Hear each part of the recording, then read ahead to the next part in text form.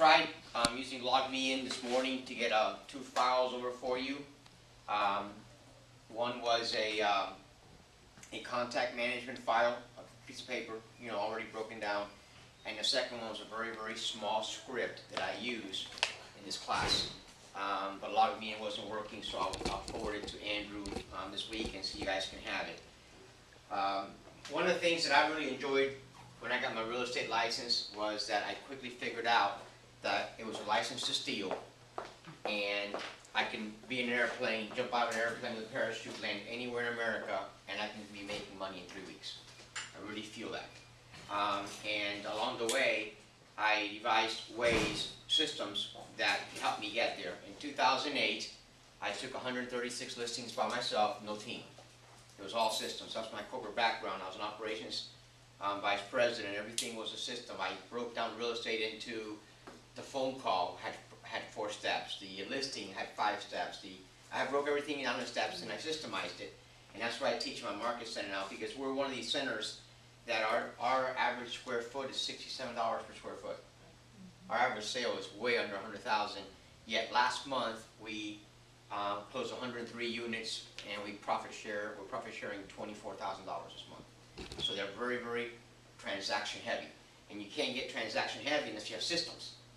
So the phone call, getting that listing, became a system for me. And I broke it down, and I just used regular real estate 101 principle. I'm not going to say anything here contrary to anything you ever learned. I just made it very simple. So the first one was that in real estate, it's a belly-to-belly business. You got to enter into a relationship with people. Unless, once in a while you get a home run, you meet them for the first time and you list a house and hooray. But for the most part, you have a relationship with people. The second thing is, in today's market, I believe that leads or prospects are gold. And it's awful to burn through your leads doing it wrong. Because you make a contact with them today and you do it wrong, when do you call them back?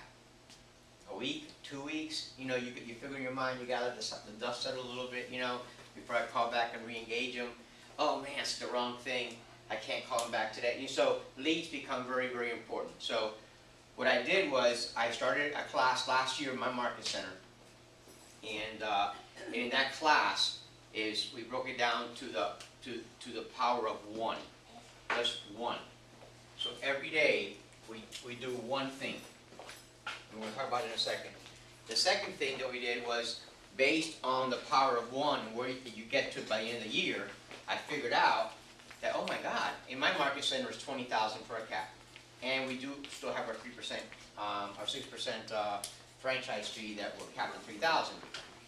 So I figured out that if you use some of the stuff that I'm giving you today, and you're really, really, really, really terrible at it, I can still add another $3 million in volume to your production.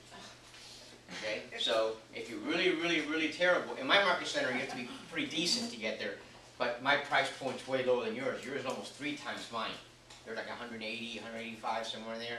So with you guys, at my terrible level, you guys can get an additional $3 million. I say additional, because I would never tell you to stop what you're doing. If whatever you're doing is working and it's bringing you in volume, don't stop it.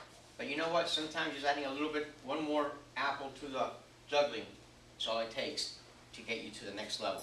So let me start the class. I'm going to erase my name there. How about that? Okay. Now, lead generation time is one of the hardest things to get started in lead generation. It's just hard.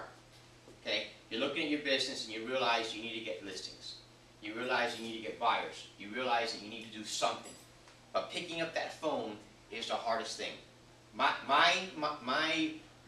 bold-wise monkey in my back was that I stuttered. So if I didn't practice my scripts before I made my first phone call would go da-da-da-da-da-da, it would just go like that. So I would hang up on people and then I'd call back after I got warmed up. So I didn't want to be on the phones either, but I recognized that that's something I had to do.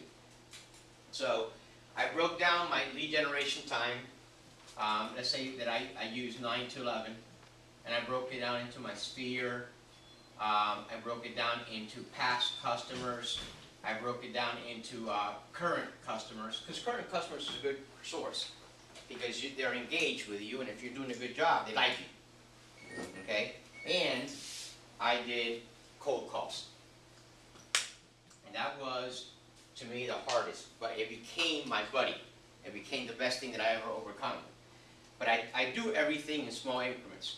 How many of you guys know that if you're with Keller Williams for 5 years, and you brought 15 people to your level 1 by year 5, on year 8, when you look back at your first 5 years, you have 1,308 people in your level 1 through level 7.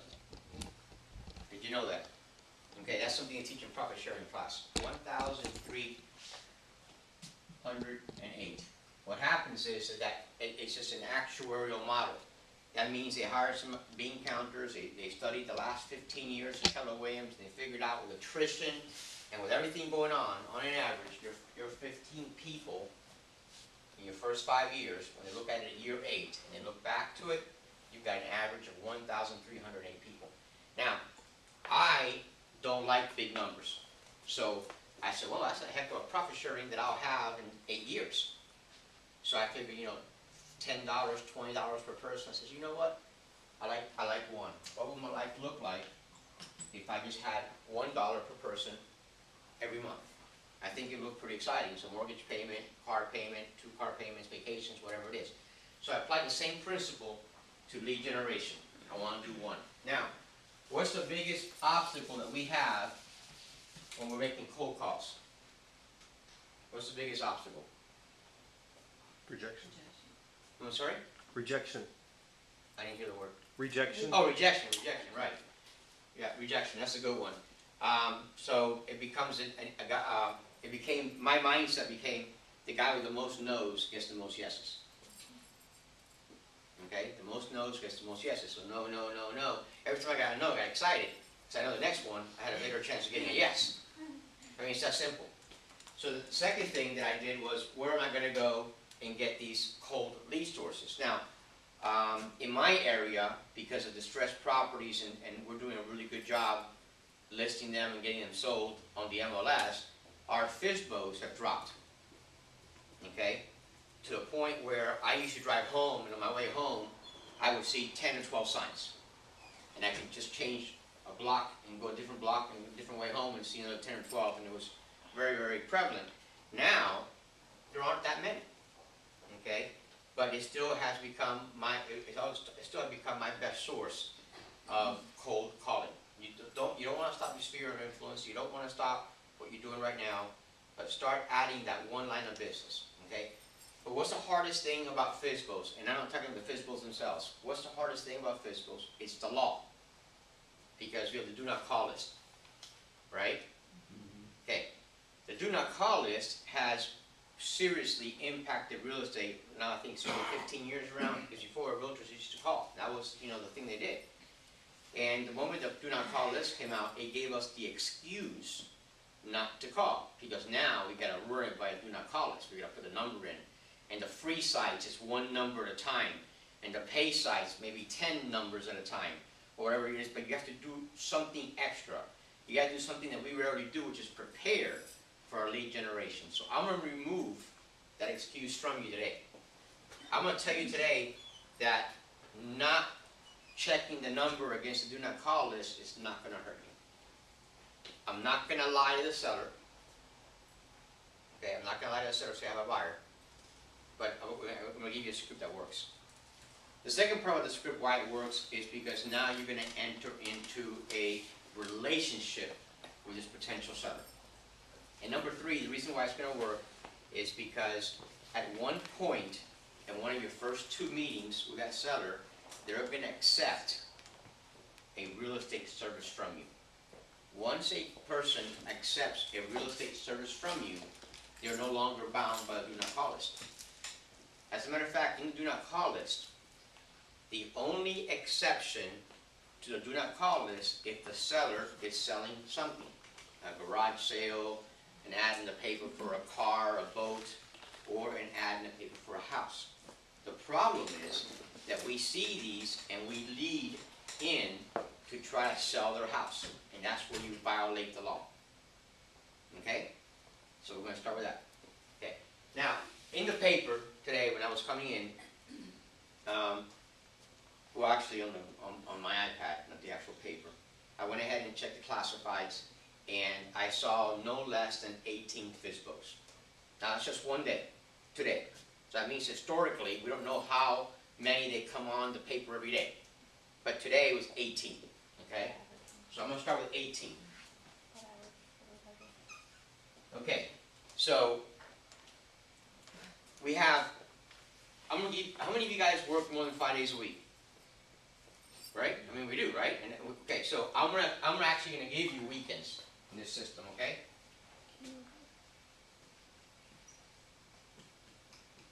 That's it. Whatever 5 days you want to work, whether it's Tuesday through Saturday, Wednesday through Sunday, whatever it is, but it's 5 days a week, okay? Now, the script is very simple. I'm going to give you the script, and in a little bit we can play Stump the Chump, and you guys can try to stump me on this script. But it's very, very easy.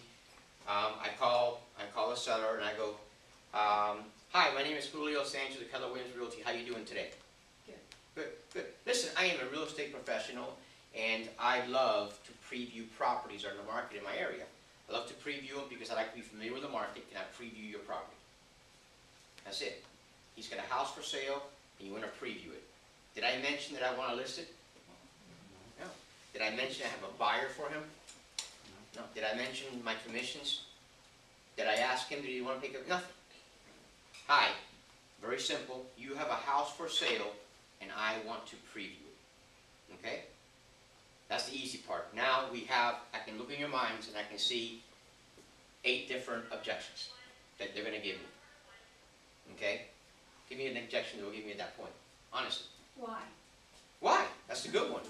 Because I'm a real estate professional, and I like to be familiar with all the houses or the inventory in my area. Your house is not on the MLS, so I like to go ahead and stop by and take a look at it. Even if some of them are on MLS because they're technically for sale by owner, but Yeah, they are they're those that new $500, yeah. VOW, whatever it is, Yeah. VOW, right? So I didn't check the MLS. I checked only the paper, and he had the ad in the paper. okay. So if he says to me, well, it is on the MLS, okay, great. Can I stop by today at 2 o'clock and preview it? Okay. See, what happens is you're asking 2 questions. You're asking, can I see it? And you're giving them a time. And sometimes they're answering no to the time. So, can I preview the house today at 2 o'clock? And they're really saying no to 2 o'clock, that's the fact they want to preview the house. So when they come back to your objection, come on, give me another objection. Because I know there's more. Because I've heard them. Well, I know you probably just wanna come to my house because you wanna list my property, but I don't wanna list it with any realtor. I understand. Can I come by at 3 o'clock and see it today? Gee, I changed the time. Because sometimes 2 o'clock wasn't convenient, and in their mind, they heard one sentence, and the no was for the time, not for previewing the house. I understand. And I understand it's very disarming, because you're not engaging them. You're not butting heads. You're not arguing. You're actually getting on their side. And you're saying, I understand. Can I stop by today at 3 o'clock and see it? Give me another objection. If you sell it, I'm still not paying your commission. No, that's the real one. Yeah. That's the real Yeah. one. And the answer is, I understand. Can I come by at 3:30? I do this 5 times. Because they're going to see, you know what they're going to see? Is that for whatever reason they don't want to work with a realtor, you're different. Because you're listening to them, and you're not arguing them, and you're not lying to them, because they know that your ultimate motive is to list that house. But you're not letting them know that. Because you're coming in, you're leading in with the fact that I want to preview your property. I want to preview your property. Hey, they're proud of their property. They want people to come see it. You may be Okay. the only phone call they've gotten. Wait. What happens now if 8 of you guys are calling the same 18 people? That happened in Bold. Okay, so what happens? They figure out that Keller Williams is the company that's out there working real estate. See, that's not a negative. You're the 5th call I got today. I go, isn't that great? Keller Williams is out there actively looking for houses to sell, and I want to sell yours. That's a positive. But let's not digress. So we're back on trying to get the appointment. Okay, In my last year, we only had one person, one miserable person, say no to everything until she went and knocked on his door and she said, I'm here, can I preview your house? And by the way, you can do that to any house, there's no do not call list for knocking. So, but I've only had one. So what happens is I teach a class and everybody has the mindset that they're gonna get beat up. Well, they get beat up because we engage them. In this script, there's no engaging. Because whatever they say to you as the objection, the answer is, I understand. They don't want to pay commission. Duh, I knew that, that's why you're a FSBO. Okay? Yeah, but I don't want to lower my price. Yeah, we figured that because the price is out of the comps. So whatever reason they have, we know that. All we want to do is preview their house. What do we want to do is, I know, as I'm looking at you right now, that everybody here has 2 eyes, 1 nose, 1 mouth, 2 ears, and some kind of hair. Okay? That means we're normal. But on the phone, we don't sound like that. On the phone, we sound like some greedy realtor who just wants to come in and undersell his house so they can make a commission right off the bat. But once you get that appointment to preview the house,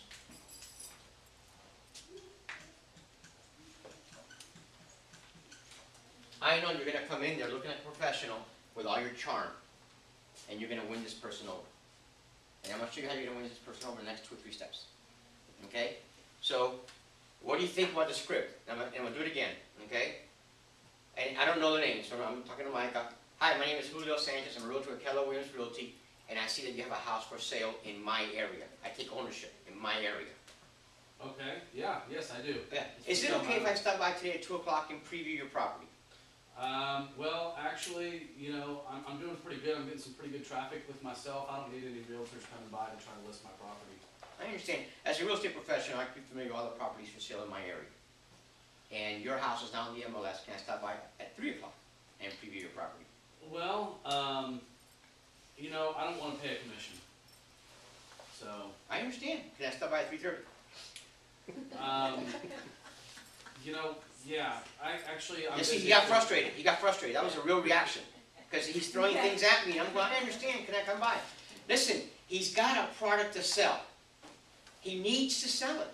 What's it going to cost him after 3 or 4 objections just to get me off the phone and let me preview the property? Right. What's it going to cost him? Nothing. Well, and it's also a gamble for him, maybe you do have a buyer. Right, that's right. So- Okay, so throw me that objection. Do you have a buyer? Okay. Throw it to me. Do you have a buyer?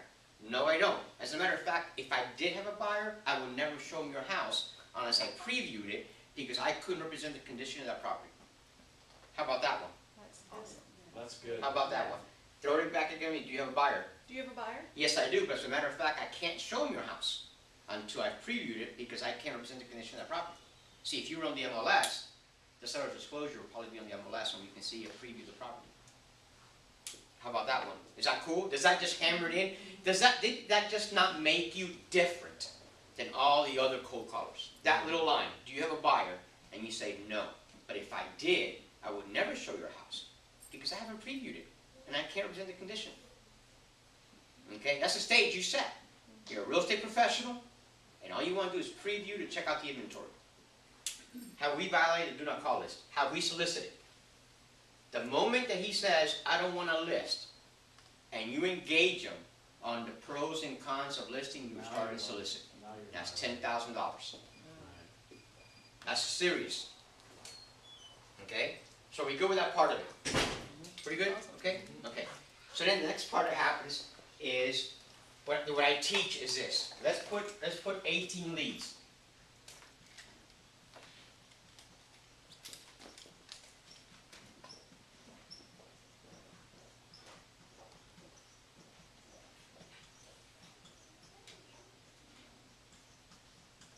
Okay, I got 18 leads. First day, I open the paper, 18 leads. Because I haven't looked at the paper before. So we don't know how old these leads are or how new. But there were 18 today.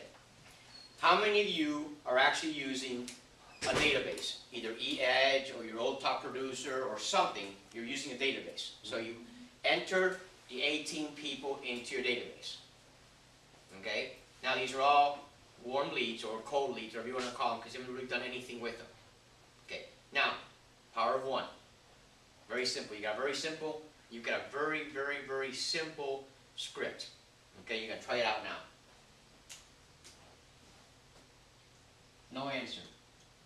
No answer. No answer. No answer. Is that right? That's real, right? When you're making calls, no answer, right? That's real life. I don't leave voicemails because then they know you're coming. they know to avoid me, and I hang up on the third ring. I don't let it go to the fourth ring. Usually they call me back if I'm trying to find out who it is that's calling me. That's why I do it that way. Okay. Okay. They answered, and you tried the script, and they said no. They answered, you tried the script, and they said no. They answered, they tried the script, and they said yes. Let me talk about the no's for a second. No means not today. Can we agree with that? Mm-hmm. You gave them, you want to see the house, and they said no to you. But I just want to preview it. No. But I just want to preview it. No. No, no, no. So it's a no. That doesn't mean that they're off your list. That means that you're not going to preview it today. That's all that means. Okay? Now, if you had gotten a third no, you've got my phone number. Call me, because you're doing it wrong.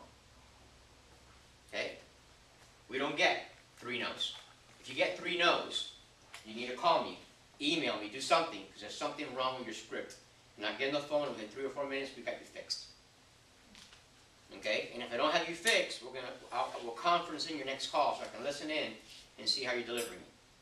I had a lady who added the word new in her script. I'm a new realtor. Not a professional, a new. Nobody wanted to show her anything. She doesn't know what she's doing. It was new. It was the word new. But it was insidious because she said it to me like 2 or 3 times, and I was bugged by her script. And I go, and I do this. I go, please write down your script, because then I can look at it and I see the word new. That's what was coming out at me. We removed it, and I'm a real estate professional. She didn't want to say she was a real estate professional because she was new. And I said, you got a license? You're a real estate professional. End of story. And then she started getting her listings. But, so we got 1. Okay? We have 1 yes. Okay? So, I like rewards. I don't know about you guys, when I do something good, I like a reward. On Friday, I bought myself an iPhone 4, because, you know what, I rewarded myself with something good that I did. I closed on my house. So, in Florida, that's a big feat. So, it was a big feat because I was under contract in 5 days and I closed in 5 weeks, and it was not a short sale. And I got what I needed out of it. So that's why it was, I had to reward myself. So I like to reward myself. So when I'm making cold calls, I reward myself by stopping at my first appointment that I met. I stop. I don't make any more calls. Why? Well, number 1, I have 1, 2, 3, 4, 5, 6, 7, 8, 9, 10, 11 leads for tomorrow that I have not called. Remember how I said leads are gold? Don't burn through them? So I got 11 leads to make tomorrow. Actually, 12, 13, 14, 15, 15 leads for tomorrow that I have not spoken to, and 2 leads for next week. For the same day. So if I start on a Monday, I call them the following Monday. The ones that said no, I follow up weekly on the no's. Okay? So we started with 18. We have 17 leads still available to us. And when I look in the newspaper tomorrow, I'm sure I'm going to find at least 1 new FSBO. So I've got a potential 18 calls tomorrow. Can you see how your database is not going to shrink? Because if all you're doing is stopping at 1 appointment on a daily basis, at worst, with only 1 new FSBO per day, you're going to find out that you always have 10, 15, 20 calls to make every day. So your lead database never goes away. Okay. As a team leader, my AOC has done a great job this last year at giving me warm leads. At any point in my day, I've got 40 warm lead calls to make every day because of these referrals that I get from my agents. So I lead with the ones that have been referred, and once I've called all of them, which I usually never get through because I get my appointment or I get whatever I need during the way, but as I get new leads, they add to my 40. So I always have 40. Same thing happens in real estate. Okay? Every day, somebody's going to list a house. Now, in my paper, Monday through Thursday is one option.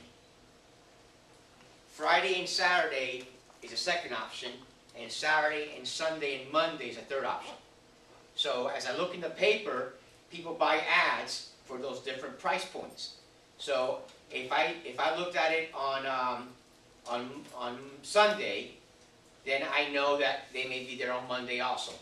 So you kind of, you start going through it. And like everything else, you start learning it right away. Oh yeah, I remember this one, I remember this one. And if you use Excel to type in, instead of using the manual form that I'll share with you, but if you create a spreadsheet, you know how Excel auto-populates? So you know right away that number already exists before you. So that's a good way of, not working so hard at getting these numbers. Now, we have an appointment. We got the appointment, and Micah says, "Okay, come on over at 3:30. So I stop, because I have to get ready for this preview. See, you have to get ready for the preview. You're not going there to list the house. So what's there to get ready? You walk around? No, because what you do is like a pre-listing, but it's a preview. Okay? I walk, I do everything I do to listing. I park my car on the curbs, my oil doesn't drip on their driveway. I take a picture of the front of the house only, so I have it in my thing, and I walk up and knock on the door like I do with the listing. They open the door, I step back, I give them my card, introduce myself, I'm here to preview your house. And you already getting ready for your listing. Okay? And then you walk in, and you say, "Can I see your house?" And you walk around making notes on this simple form that I made. You make your own form, but I'll share mine with you so you can laugh at it, but it works. First bedroom, oh nice, granite, bathroom, whatever they say, I write it. Because then if they feel it's important enough to say it, they think it's a selling feature for the house. And I preview the house with them. I've only taken one picture of the outside. So, depending on how you feel about them, you may ask, "Can I take some pictures?" Why would you want to take some pictures? Well, Whenever you get the listing, you already have pictures. Well, that's the reason why I'm doing it. But I told them that I was a real estate professional, and I wanted to preview their home because I wanted to be familiar with the inventory. Chances are, they engaged me about the buyer. So, if I don't take pictures, how can I show a potential buyer his house? Even though he doesn't want to pay commission, even though he's not got listed, but you understand the point is that if he asked me if I had a buyer, because usually when they say to you, "Well, do you have a buyer? Because I'll pay you if you have a buyer." And you say, "No, I don't have a buyer." But if I did have a buyer, I still will not show your house.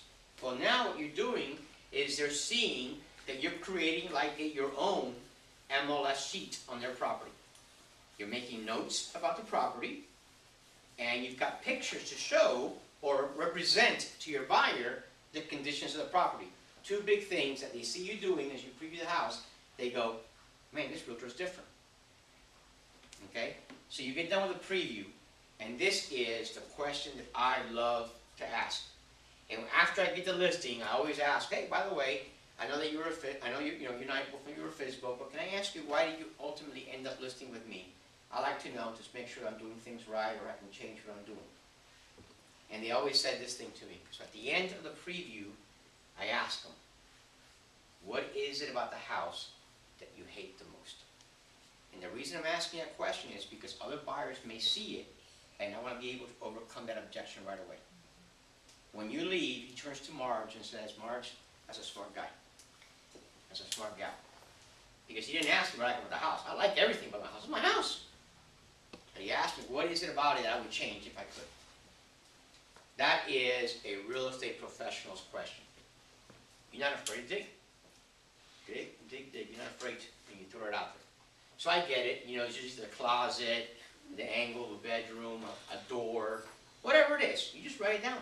See, all you're doing is writing down. You're not engaging them. And that's the problem we have, is we want to talk. Wow, what a great looking house. Wow, look at the granite countertops. Of course they're great. They're granite countertops. Look at stainless steel appliances. Oh, of course they're great. They're stainless steel appliances. You don't need to point it out. Let them point it out. He may have just rewired the island for its own power. That's all he cares. And this island is real because it's got its own power. And that would be his selling point. So we listen. Now, after I've done everything, I've previewed the house, and I've asked them what they don't like about the house, I may have a 10-minute investment. Because it doesn't take long to walk through a house. Okay?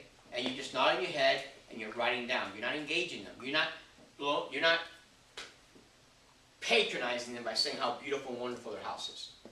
Okay? So I'm done. I'm getting ready to leave. Okay? So I'm leaving. I thank them. They're walking out the door. And I do what I call a Columbo. Remember the show Columbo? Oh, well, some of you guys are my age. Okay, so what happened is, he always had one more question, and he would turn around and go, you know, I got one more question. And you can see the suspect already just start sweating. Oh, my God. So I pull a Columbo, I turn around and go, you know, I've just got one more question, is where did you come up with this price? Okay, that's a hard question, because they want to engage you. They want to defend their price. But you're not going to engage them. You're just going to write down where they got this price. So you're still selling for $149, right? Yeah, I am. Just can I ask you, where'd you come up with this price? Well, a neighbor, and blah, blah, blah, you know, they start getting rough on you, and you say, I understand. And you write it down, you don't engage it, and you say, is it okay if I can stop by tomorrow morning at 10 o'clock, whatever your time is, I like 10 o'clock, and just give you a free CMA. That's it. Okay? The objections are, my cousin's a realtor, I got one last month. Yes, that's good, that's month, but you know, there's closings every day, and mine will be up to date for today. It's just a free CMA, I'm going to give it to you, no big deal. Don't make it a big deal, it's a free CMA, I'm going to give it to you, no big deal. Okay? So now you've offered them a real estate service.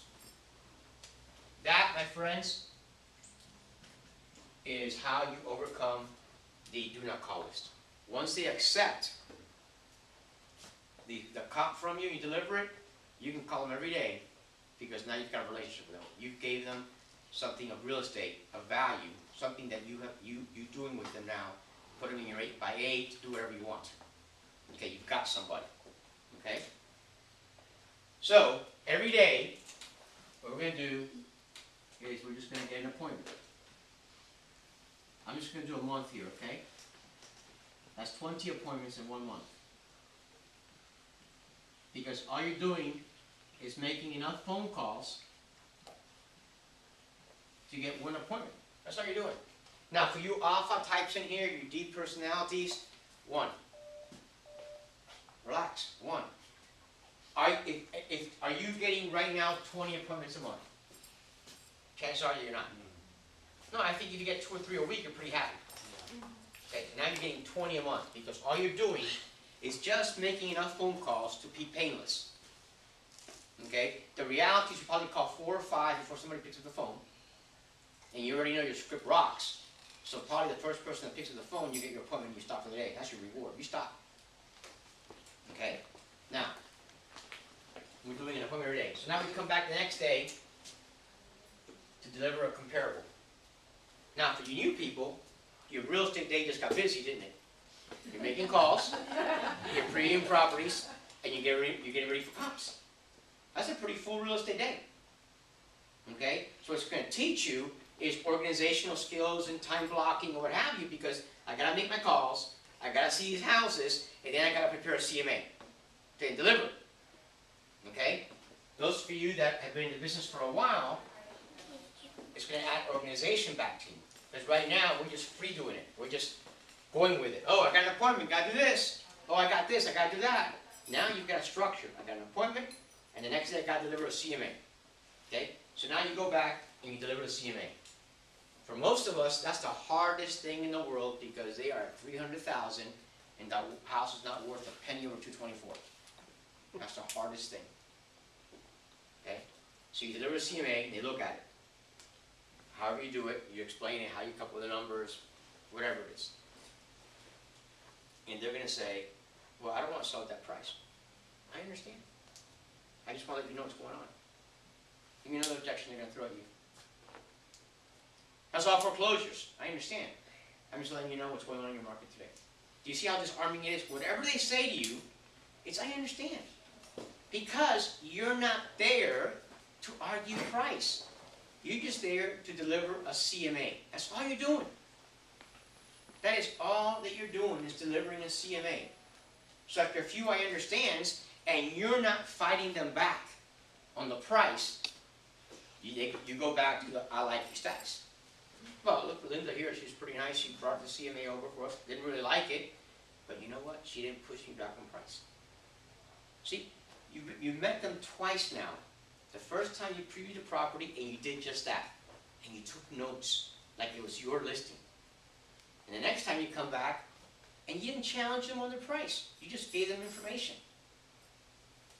Do you think that you have bought yourself now time to enter into a relationship and close this person? Okay. So you're leaving. This meeting should take 2 or 3 minutes, unless they're really, really, really upset at their price. Not your comments, because your comments are just facts. Okay? So what I do is, as I get ready to leave, I do another Columbo. And I love this Columbo, because this is the Columbo that really melts their heart. I turn around and goes, you know what, Micah? I really like your house. And I like you. I've met you now twice. You've been very hospitable. You know, you've treated me very well. I'll tell you what I'll do for you, Micah. Micah, if you get a buyer on your property, call me. And I'll write up the contract and take it to the title company for free. Call me, and I'll do this for free. Okay, what's the first question I'm going to ask you? Why? I'm glad you asked. See, Mike, I know that I'm helping you this transaction, and I think that you're going to see me for the real estate professional that I am. I know that you either buy your next house from me, or you refer me to your friends and neighbors. Isn't that what we really want, to refer all this? Okay, now they've accepted 2 real estate services. A CMA and a free contract and title. Okay? How cool are you at this point? Honestly, you can be 100 grand apart in your price. How cool are you right now? You're muy cool. You're in that category. Okay? Because now, when you call him every week for the first 3 weeks, you're asking, hey Micah, it's Julio, how you doing? I'm great. Great. Listen, did you sell your house? No, What's going on? I don't know. See? See, now you're talking to him like a seller. Nobody's Nobody's coming to see our property. coming to see my property. Well, you do know that NAR says that only 4% of buyers actually buy a house from a for sale sign in the yard. Did you know that? No, I didn't. Can I come over and show you how 87% of all buyers today shop for houses? Can I stop by tomorrow and show you how? Well, I'm a little busy tomorrow. Let's shoot for the next day. I'm good. Okay. Okay. I'll see you at 10 o'clock. All right. Okay? See, I just got a listing appointment without calling it one. I'm going to go in there and show them how internet leads now, 87%. I go through the whole thing that NAR has about, buyers, home, realtor.com. You're already doing your marketing. So you come back the next week. Micah, how you doing today? Great. Great. So you got, how did the open house go? Not so good. Not so good? Yeah. Nobody came by. Oh, nobody came by. Let's do one that a lot of people came by. Okay. And you had 3 buyers.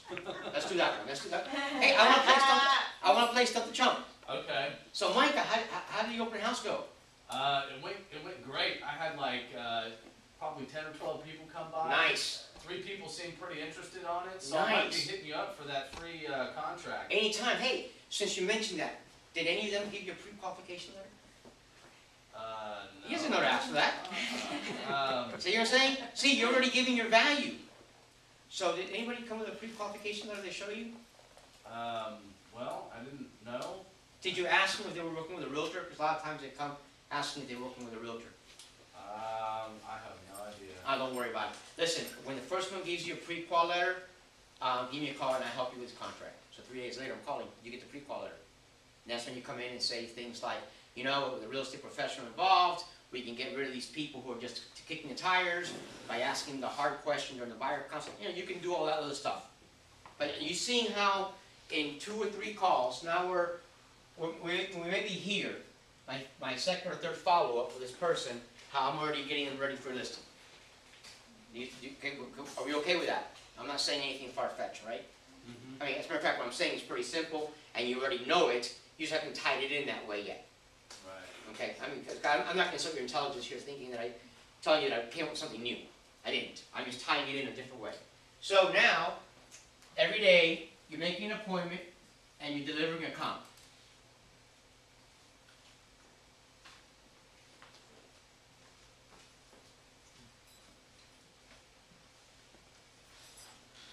Okay, and I want to say that if you're really not that great at it, you start getting your listing somewhere around here. So what is the average number of calls for you that you have to make to someone before you are in with them? Yeah, I usually get the listing right after the CMA. My first phone call, not the second, my first phone call. Because I lead in with, I attack heavily with I overwhelm them with the things that we do for them that they don't know they gotta do for themselves. So I usually get it right here. I usually start getting it right here. Comp, 1 week follow up, I start getting it there. Now, again, remember I told you that if you try to make phone calls and you try 3 times and you don't get an appointment, call me or email me so I can help you, Andy? Same thing with the CMAs. If you try to give somebody a CMA 3 times and nobody takes it from you, stop. Don't burn through your leads. Okay, we're doing something wrong. Contact me. I'll help you. I'll give you that interesting info for the future. Whatever. And the same thing with the listing part. If you've called them 3 times this week, 3 times, and you haven't got the listing, let's find out what you're doing in your follow-up calls. Now, I mentioned the contact management of EADGE, your top producer. I also teach a contact management of on paper because I have new agents who know nothing about databases. And let me give you an example why I do paper first. How many of you guys have revamped your database at least twice? Gone through it and changed things around because now you're thinking differently. See, that happened to me. I was changing every month. And I was just going crazy, exporting to Excel, changing everything around, adding columns, importing it back, was just driving me nuts. So I tell my new people, hey, but listen, keep your database on paper. Write down when the next follow-up phone call is. Write down what they say. And what happens is after about a month of this, or 2, where they got 20 or 40 contacts that are managing on paper, they start thinking the way they need to and documenting. Then they can move into a database and put it in and clean. I've changed. My database is so ugly, I think I've gone through that 10 times. And I still find things that are old that I missed somehow. Okay?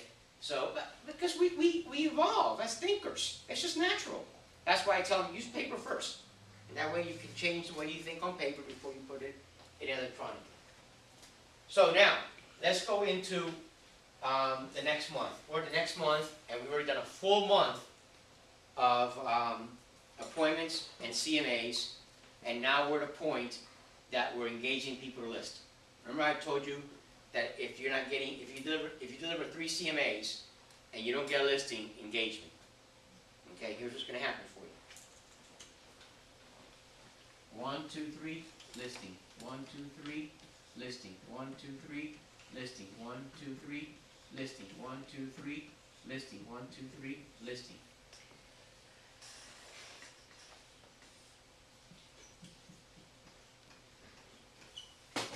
Okay?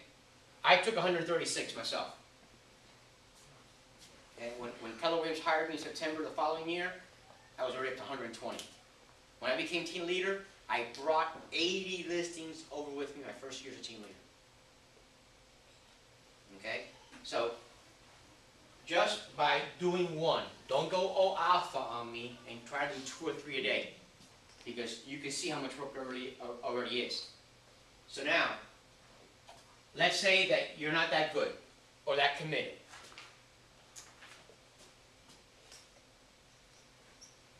What does your life look like with 36 new listings a year? Right? Let's say that you really, really, really inhale air strongly. Okay, good. Figure it out. 18. Let's say you do 1/4 of what you should. In your market, 18 times 185,000 average for closing is over $3 million in value. That's why in this market center, if you're not that good at it and you stay with the system, you will be a capper. And if you go to a capper, you go to mega. You keep doing what you're doing and just add the 1 to it. Guys, the phone call is easy. Hey Linda, it's Julio Sanchez, well, I don't know your name because you're the seller, but hi, it's Julio Sanchez, Keller Williams Realty, and I'm calling you today because I see you have a house for sale in my market area. Can I stop by today at 2 o'clock and preview it? That's an easy script. And all the overcoming objections, I understand, can I come over at 3? I understand, can I come over at 4:30? I understand, but can I ask you, are you trying to sell your house? Yeah. So why are you blocking me? I just want to preview it. Don't be afraid to go there after 4 or 5 objections. Why are you blocking it? Okay? Very easy. And then, you preview the house, you ask me the hard question, what do you like about it? You document it, and you do a Columbo, and you offer to bring them a CMA the next day. Next day you bring them a CMA, you don't argue it. The price could have been PFA, plucked from the air. And here you are, giving it to them. They're going to need to digest it. Because in negotiations, the first one to talk loses. You give them the comps, and you're quiet. And whatever they say, I understand. But I need to get 100 grand out of it. I understand. But I need to move to Maine and see my kids. I understand. Everything's I understand. You're a likable person. You understand. You really do. You're not arguing them. You're sincere. You're honest. You're offering them facts. And I'm not going to argue with you. And you get ready to leave, and you offer them another free real estate service of a free contract to title. Why? Because I like you, I want to help you, and I know that you'll use me in the future. You've done a belly-to-belly, and more important, this person goes added into your what database? Your METs. How many METs does a millionaire real estate agent have? 1,928. Okay? At 20 a month, 20 new contacts a month, just a few years to get to that number of METs. Not internet leads that you're playing, you know, Dear Mickey Mouse at MickeyMouse.com. Thank you for your inquiry. Because I get those. Daffy Duck, I get all those. Mickey Mouse. So these are people you actually met in a relationship with. You got them in your 8x8. And after your 8x8, you put them into your 33 touch. So they're in your METs database. Can you say that's an easy system? Yeah.